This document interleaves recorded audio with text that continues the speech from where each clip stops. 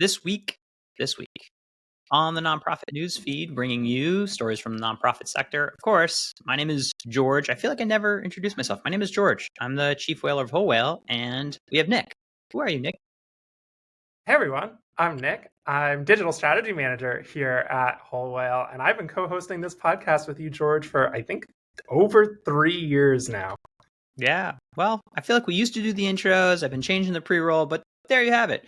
Nick, we are talking about the tale of two billionaires and some other stats about giving in the crypto philanthropy space, some updates from the ACLU, and then the biggest election cycle in history.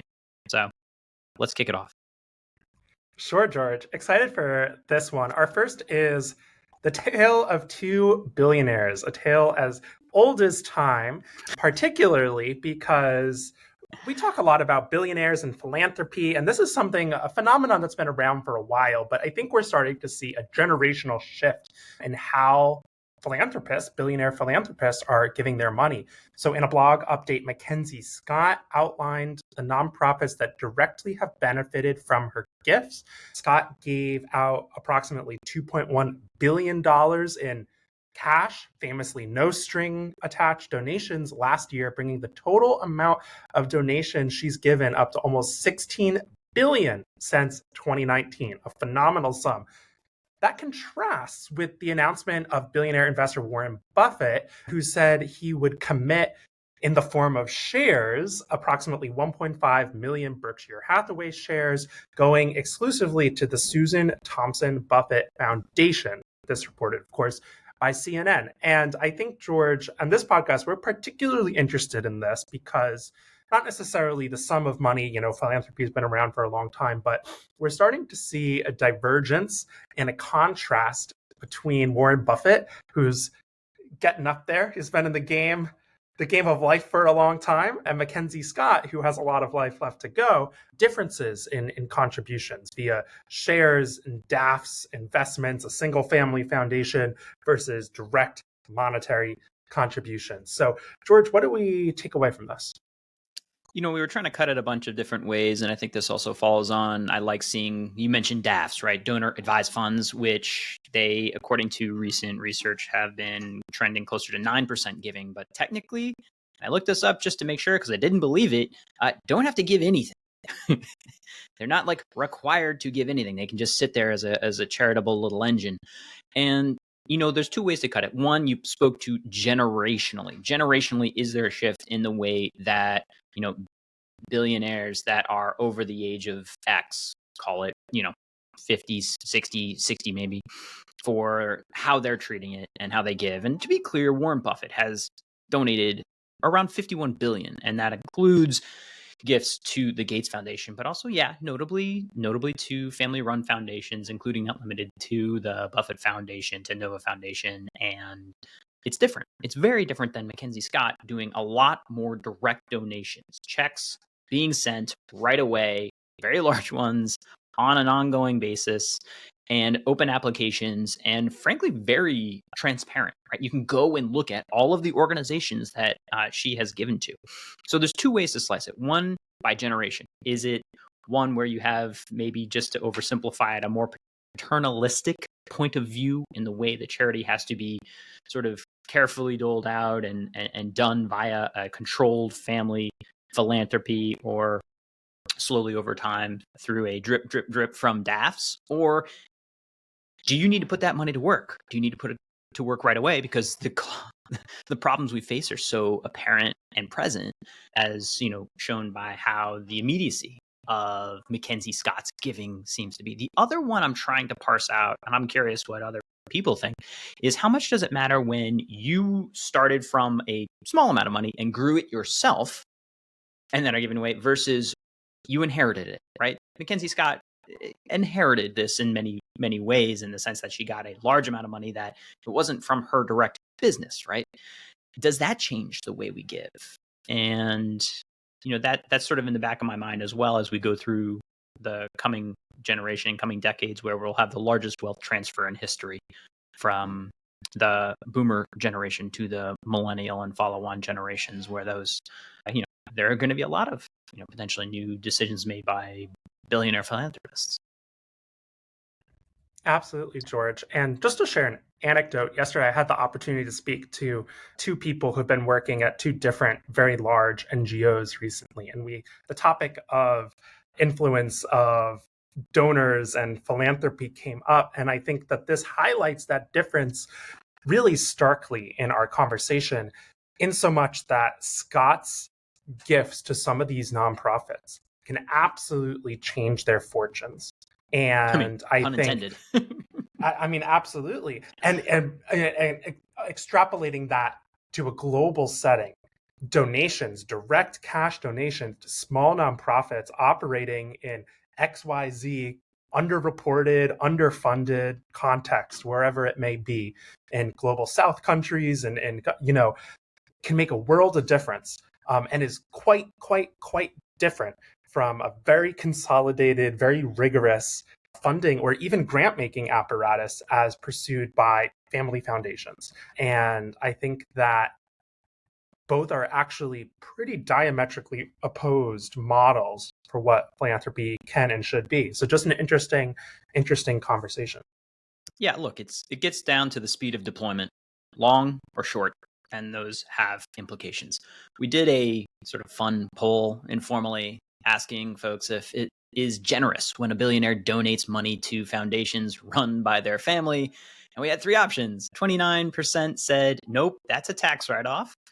A lot of you on YouTube said, nope, that's just selfish giving to your family. 62% did say yes, assuming that grants are made. And I can confirm, when you look at the Thompson Buffett Foundation, very much a lot of actual gifts being put out there, being done. You can get their 990s. It's all public. And those gifts do make it. And then 10% say kinda, but it don't feel right for giving to family foundations when you are a billionaire. So I thought that sort of distribution was kind of interesting. Absolutely. Fascinating. And I love that we get to interact with our audience. I'll take us to our next story, George. And this one comes from the Giving Block. And the most generous donor on the Giving Block, the quote article from the article, quote, Faces of Crypto Philanthropy, appears to be Vitalik Buterin, co-founder of Ethereum, who's donated cryptocurrencies valued at over $1 billion through the giving back to various causes, including COVID-19 relief, medical research, Ukraine humanitarian aid. And we haven't talked about crypto donations in a while, but I think that this is notable in that it's still very much happening. And while narratives have shifted around crypto, it's still very much an incredibly important, viable, new, and exciting form of philanthropy and giving. Yeah, our friends over at the Giving Blog put together this Faces of Philanthropy. But what's interesting is, see our previous conversation, a lot of these folks, younger, have come into wealth and have made direct donations to nonprofit organizations. So you see these top philanthropists giving directly to the actual operating nonprofit that are then deploying funds. There is some around the Pineapple Fund, but they have been also distributing funds as it goes and not operated by like a family foundation of that particular philanthropist. I think, as the crypto market wakes up a little bit from a bit of a winter, it might make sense for your 2024 strategy to include an option for people to give to you via crypto donations, as the total market actually eclipses around $1 trillion for total assets in that arena. Absolutely agree, George.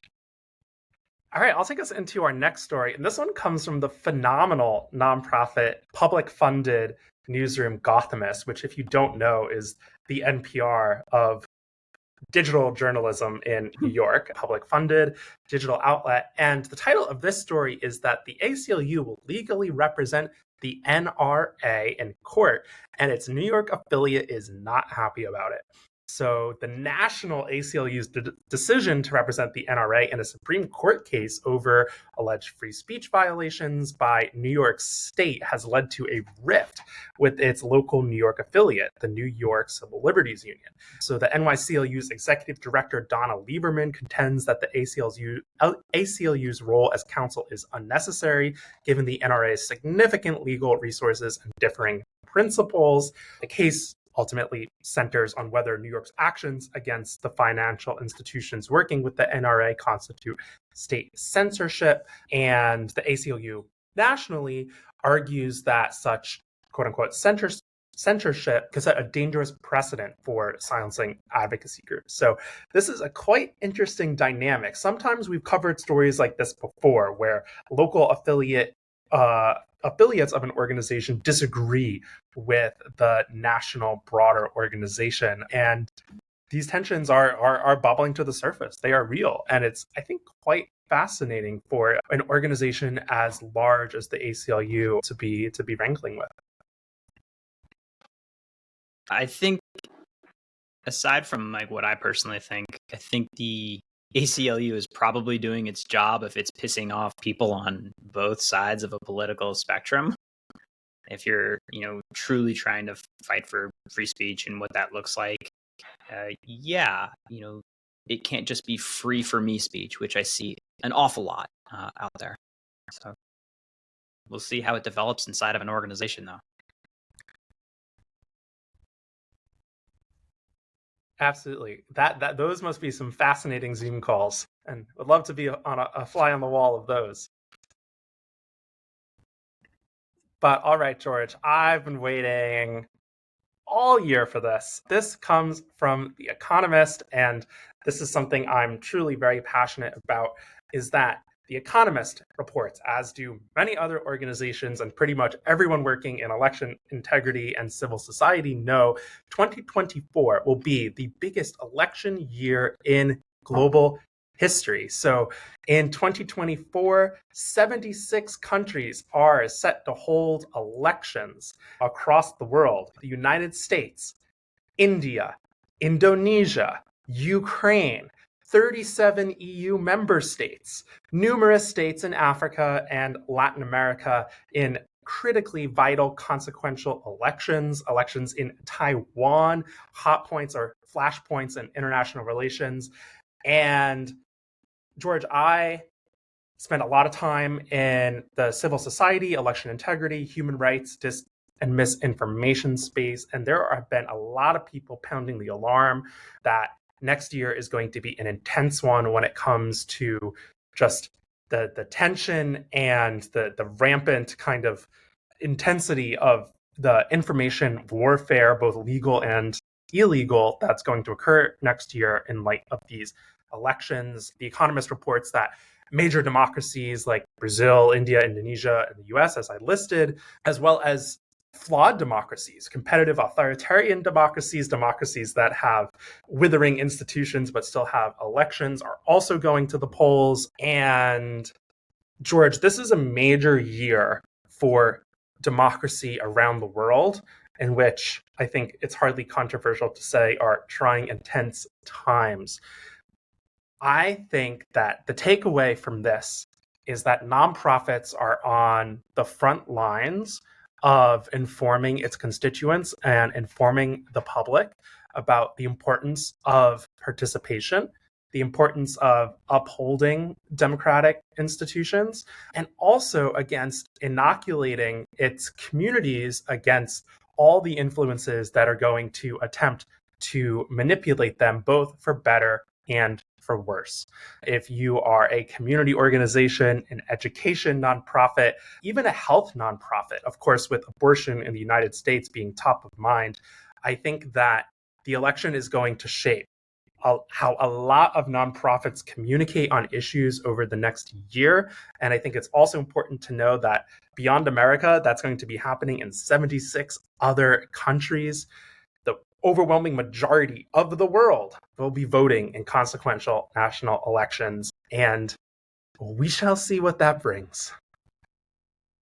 Yeah, I agree. I think the word inoculating is exactly right, especially when I think about the amount of AI deep fakes that are probably going to be so easily generated and misunderstood that there's going to be a lot more confusion than in any other election cycle before. I think for a lot of nonprofits, remembering to not get caught up in the individual politician, but rather the policy and the larger issues that you care about surrounding your cause will more likely help you in the fundraising narratives that will get through.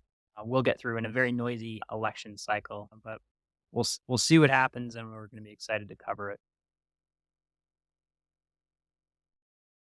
Yeah, George, that's absolutely true. And I think we could probably spend a whole podcast on that. But even you bring up AI, even the inverse of that can lead to just as much mis and disinformation. People now have people now claiming that a video that actually purports to be true or AI is is true. It adds a ton of uncertainty, lack of information integrity, and we can talk about confirmation of authentic content and content authentication. There's so many webs to go down. I will say that if you are particularly interested in topics related to technology, elections, anything in the mis and disinformation sphere and policy in particular, Tech Policy Press should be your go-to resource. It's phenomenal. It's all contributor driven. It's a nonprofit news model. It started as a blog by some guy in Brooklyn, and now it has a full-time staff. I've gotten to speak with some of them. It's truly a phenomenal resource, so definitely check it out. George, I'm super excited for a feel-good story.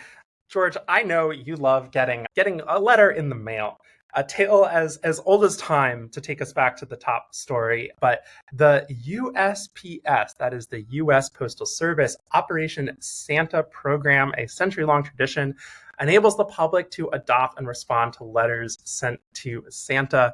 It began in 1912 when Postmaster General Frank Hitchcock authorized postal employees to answer Santa's mail.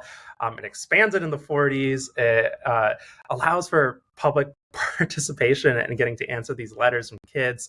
And the program went digital in 2017, increasing accessibility and participation.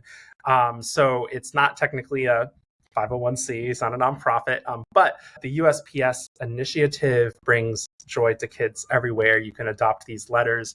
And the story was also featured in a documentary called Dear Santa in 2020. And if you'd like, you can go visit the USPS Operation Santa website, usoperationSanta.com, to learn more how you can get involved.